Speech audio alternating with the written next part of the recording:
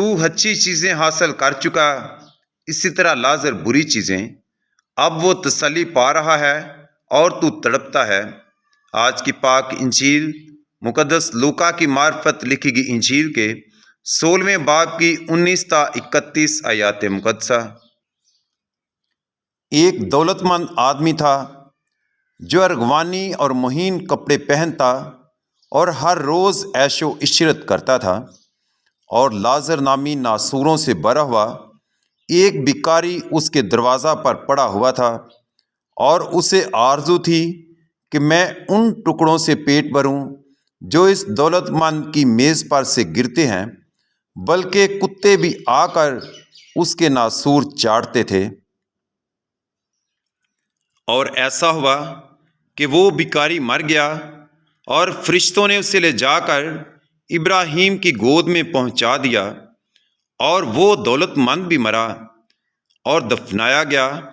اور جب اس نے عالم اسفل کے عذاب میں مبتلا ہو کر اپنی آنکھیں اٹھائیں تو دور سے ابراہیم کو دیکھا اور لازر کو اس کی گود میں، اور اس نے پکار کر کہا، اے باپ ابراہیم، مجھ پر رحم کر اور لازر کو بھیج تاکہ وہ اپنی انگلی کا سرا پانی سے بھگو کر میری زبان ٹھنڈی کرے، کیونکہ میں اس آگ میں تڑپتا ہوں۔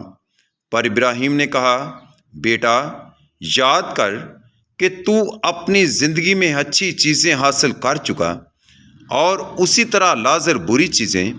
پس اب وہ تسلی پاتا ہے، پر تو تڑپتا ہے۔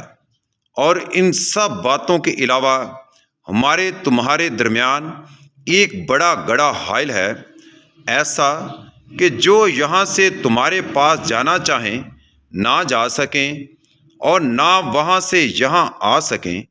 تب اس نے کہا، پس اے باپ، میں تیری منت کرتا ہوں کہ تو اسے میرے باپ کے گھر بھیج، کیونکہ میرے 5 بھائی ہیں، وہ انہیں آگاہ کرے، ایسا نہ ہو کہ وہ بھی اس جائے عذاب میں آ پڑیں۔ مگر ابراہیم نے کہا، ان کے پاس تورات موسیٰ اور صحائف انبیاء تو ہیں، وہ ان کی سنیں۔ اس نے کہا، نہیں اے باپ ابراہیم، لیکن اگر کوئی مردوں میں سے ان کے پاس جائے تو وہ توبہ کریں گے۔